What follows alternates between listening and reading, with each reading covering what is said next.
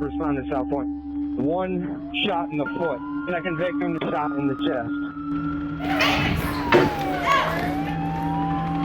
3 people shot inside the streets of Southpoint today. A 10-year-old child among them hit by a ricocheting people bullet. running through the mall, trampling through the mall, like kids separated from their parents. Shootings in this city have got to stop. Having 6 young people shot at one time in one incident. This is sickening. It's disgusting. Next thing you know, all I heard was pow, pow, pow, pow, pow. It's normal Durham danger. 3 people shot. One victim was pronounced dead. At least 10 people were shot in just the last 3 days, averaging about 2 shootings every single day. Heard the shooting and saw a body on the ground. Same old over again. You talk to residents and shooting after shooting. A 21-year-old man shot to death on South Street.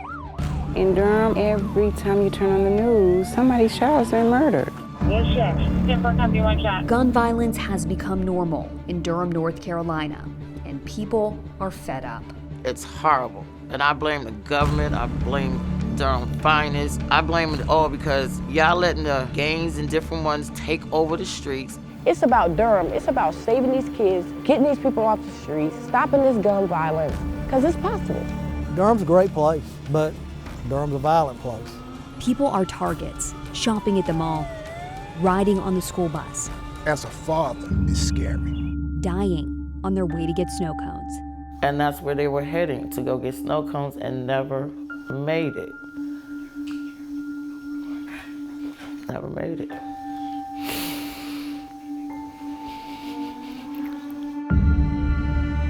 Why are so many people shooting each other, and what's being done to stop it? The WRAL Doc Unit was given exclusive access to the Durham Police Department. I also have a daughter, so raising a child in Durham can be scary. 1 shot. 1 shot. It's frustrating as hell. We're about to do our next ride along. We're going to spend the evening with the gang unit. You guys ready? You're ready. All right. What do you think any potential solution might be? So you asked a loaded question. The police department cannot be the only entity addressing gun violence. We spent time with people living this. I've lost hope in public officials to solve this problem. And pushed politicians and policymakers to tell us what they're doing to solve this. Do you think you personally have done enough? No, I haven't done enough. What do you say to people who don't think you should be meeting with gangs? Tell them to give me another solution. If you want to be mayor, run for it, and then do it yourself. Are you tough on violent crime? Of course I'm tough on violent crime. Why do so many people say that you're not? You'd have to ask those people. Do you think the DA is being tough enough? Absolutely not. Absolutely not. Enough is enough. It is.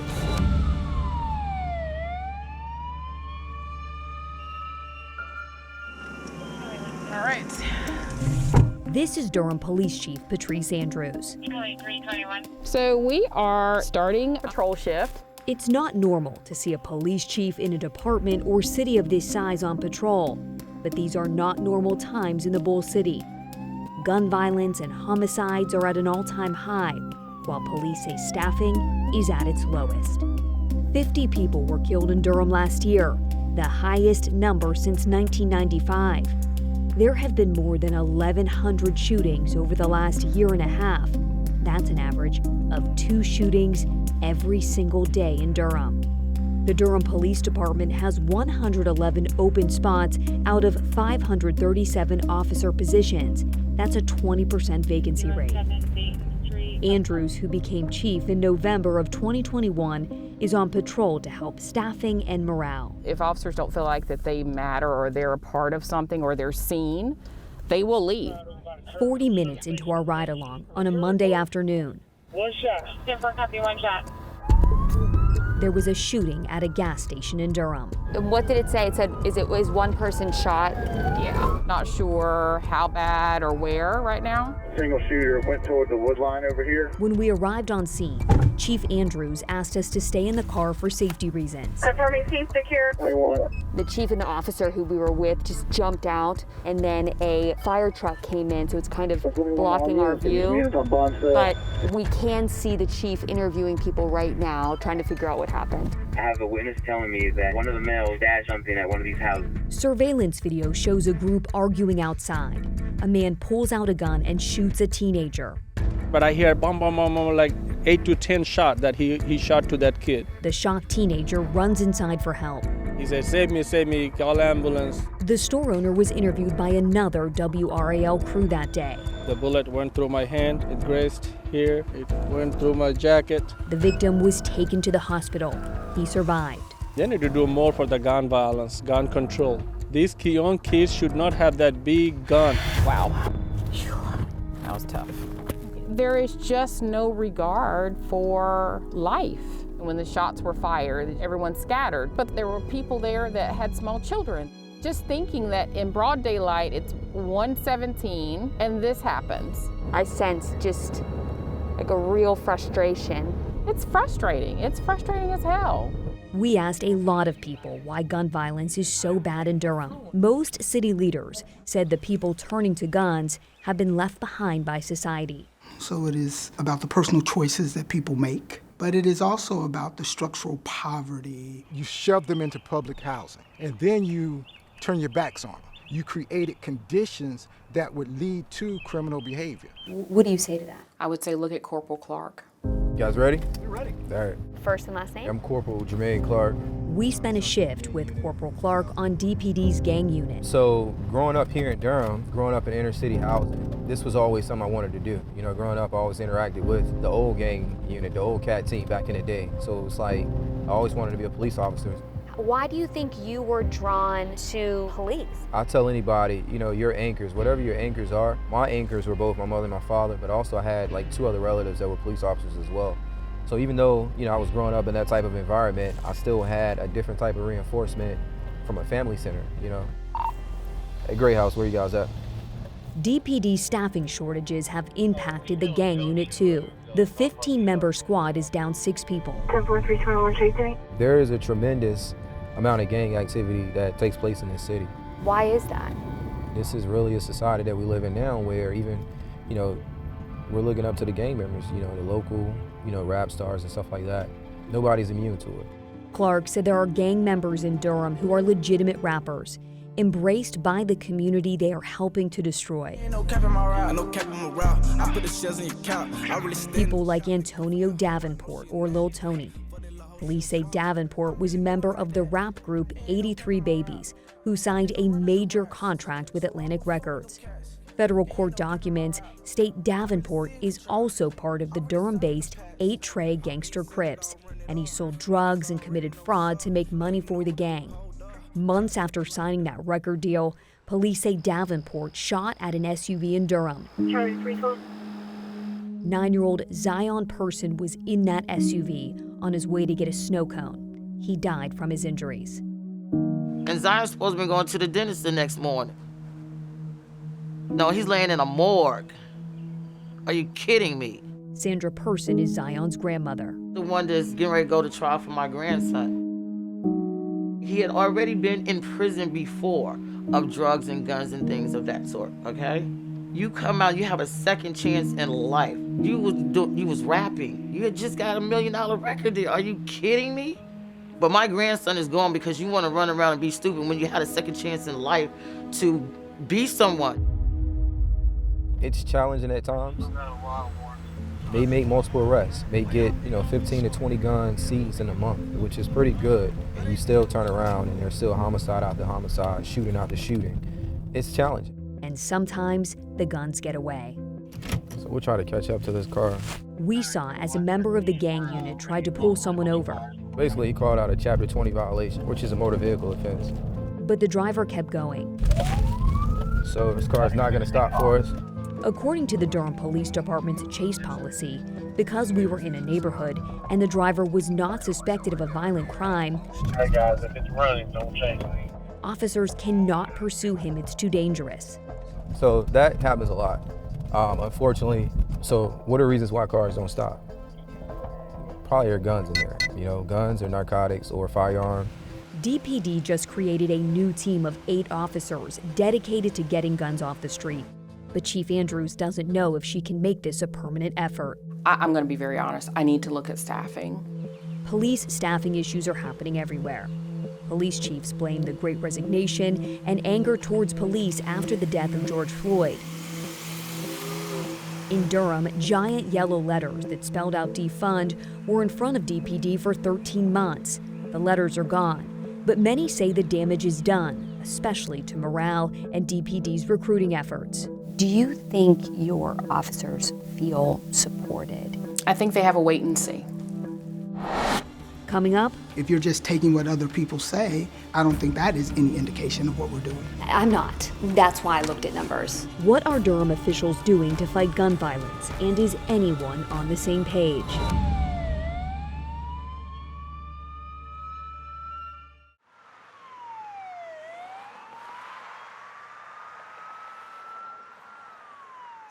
This was a child, 9 years old, an innocent child. Zion Person should have turned 12 this year. Zion was shot and killed on his way to Pelicans Snowballs in Durham. His grandmother, Sandra Person, remembers rushing to the hospital that night. I still see it to this day. To this day. My baby laying in the bed with a hole in his head, lifeless. And they even said he tried to hang on, but if he would have made it, he would have been a vegetable, you know? So I guess God seemed fit for him to take him home so he won't be here, you know, living like that. That was 3 years ago. Should Zion's death, should that have been the wake-up call for this city? Yes. Was it? No. It's still happening. So what's your game plan to stop it?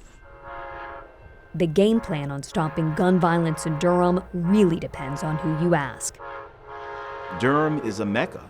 It's now the startup capital of the South, but less than 2 miles from our city center, there are kids who jump in bathtubs at night when it's not bath time because of gunfire. What is more important than our babies dying? Mayor Pro Tem Mark Anthony Middleton has been on Durham City Council for 5 years. Some of the things I've pushed for have been mass embrace. Some have been controversial, from guaranteed income to expanding violence interruption to shot spotter technology. He said the city also needs a strong police force. How important is morale when it comes to recruiting and retaining police? Absolutely critical. But Middleton was part of the council that allowed defund to stay up in front of DPD for over a year. I mean, there are 111 openings. Are you worried the sentiment out there is Durham will allow defund to be on the street for over a year? The reason why I'm not worried is because every day we're working on the situation. We passed one of the largest pay raises in the state, 15% for our police department. We are not defunding the police in Durham. Elaine O'Neill was not mayor then, but it bothered the former judge and law school dean. I cannot imagine going to work and having defund the judge or defund the dean and people not being hurt by that and scarred by that. So that's all I'll say about that. It's to be in this space tonight. O'Neill has been mayor of Durham for 6 months. We can do this. She promised to make gun violence a top priority if elected. I do believe that because of my unique position as a judge and seeing it from that side, I can bring some insight to what I believe is an invisible world to a lot of people. A lot of middle-class people don't associate with folk in gangs. Mayor O'Neill has been meeting with gang members and trying to work with them to stop the violence and retaliatory shootings in Durham. You have gotten criticism for meeting with gangs, developing a relationship with them. What do you say to people who don't think you should be doing that? Tell them to give me another solution. That's why they call it an election. If you want to be mayor, run for it and then do it yourself. Otherwise, Elaine is going to do what my experience and expertise has taught me that I can do in my capacity as mayor. They know what's going on in the streets.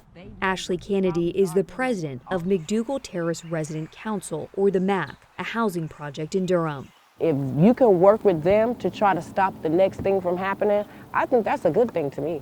Others worry. Some don't like it. You know, some people say, hey, at least she's trying. Our city and county leaders. Mike Andrews was the sheriff in Durham from 2012 to 2018. I don't want the mayor to send the wrong message either, because if she doesn't stop the violence, you know, then it's going to backfire.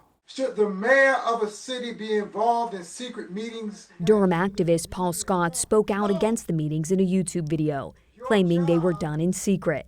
But no, I have no problem for talking to anybody in the community. But I think that there needs to be transparency. In response to Scott's video, the mayor said she was trying to build trust before talking publicly about the effort. The reformers, stand up. Let them see you. Turn around. She then introduced a group of men she called the Reformers at her State of the City address in April. She has personally worked with them to intervene before a shooting or violence happens. And they've been able to help us to quell some of the violence. Now, how did you weigh the pros with the cons, which could be legitimizing a group or really giving a group responsible for violence even more power? That's a good question. And then I think about the bodies of those who lie in the streets, you know, and they all look pretty much in Durham one way. So you're asking me, as a black mother of black sons, what choice do I make? Do I try to engage with them, or do I turn away from them because of what other people think? On one hand, you have a message coming from part of Durham leadership saying, understand the gangs, work with the gangs. But at the same time, you have the law enforcement side saying, report on the gangs, snitch on the gangs. So which one is it? Which one do you want us to do? If it does not stop, then I feel she'll lose a lot of credibility. And I think the world of Mayor O'Neill. I do. I want her to be successful. What do they need to be doing? It wouldn't be the most politically correct thing to do today. There needs to be a message sent, okay, we're going to start rounding up some of these violent offenders, and we're going to bring them and arrest them and bring them to jail. They need to take them to federal court in Greensboro, because the bonding system here is that as soon as an individual is arrested, they're released right back on the street as a revolving door. We heard that complaint a lot over the past few weeks. As fast as they're getting locked up, the people are back out on the street 5 minutes before the police finish the paperwork. You go out here today and you arrest a guy, and sometimes that same guy will turn around in a couple weeks or a couple months and commit a violent crime. You know, and it's like, hey, well, we just arrested him. Do you think the DA is being tough enough on these Absolutely not. Absolutely not.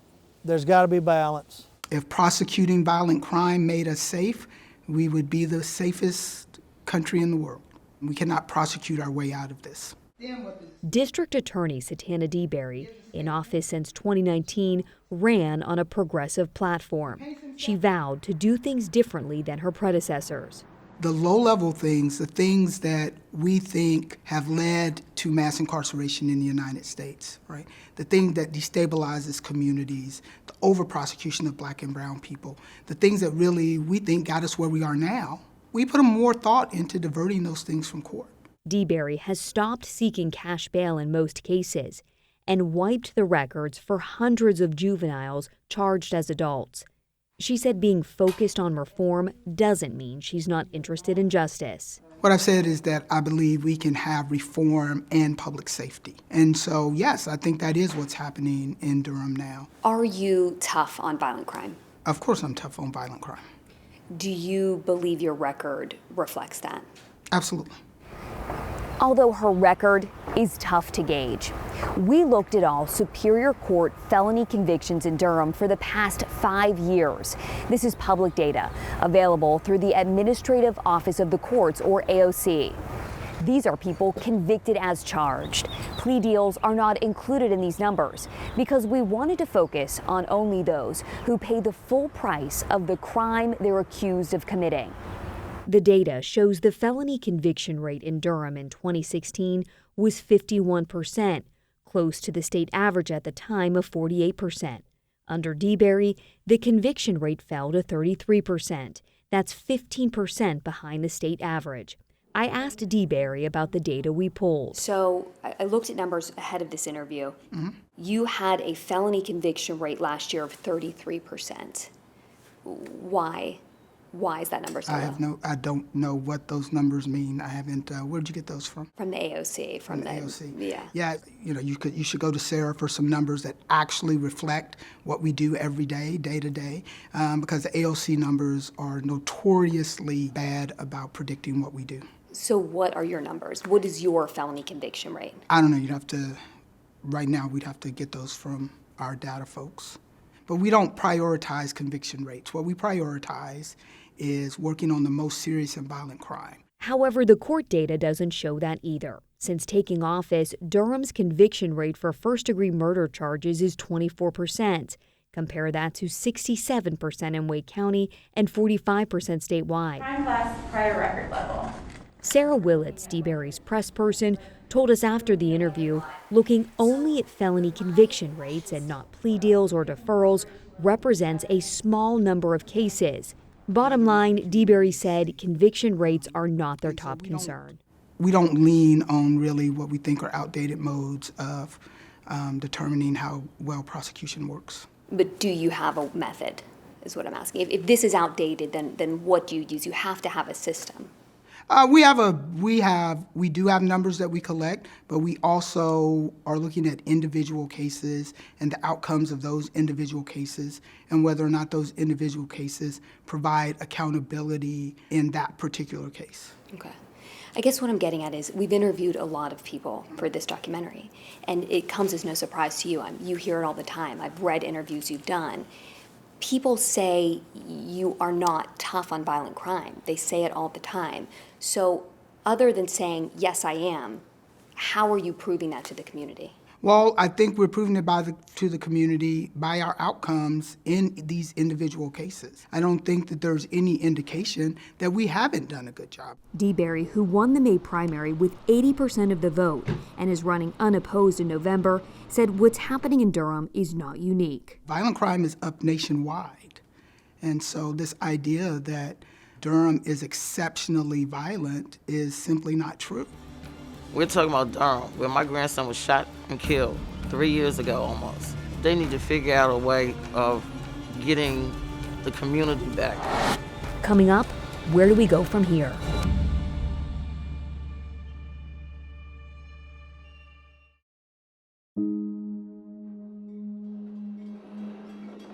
Durham is going through some tough times right now, but these things are not what defines Durham. Chief Andrews said there are people working every day to change things in Durham. Love Ashley Canady right there. She is wonderful, and she lives over here in McDougal community. Canady lives at the MAG and lives with gun violence. One of her 4 kids has PTSD from hearing gunshots. I know what I'm doing to contribute to Durham. Okay, so in your journal. She runs a food pantry and an after-school program for young people.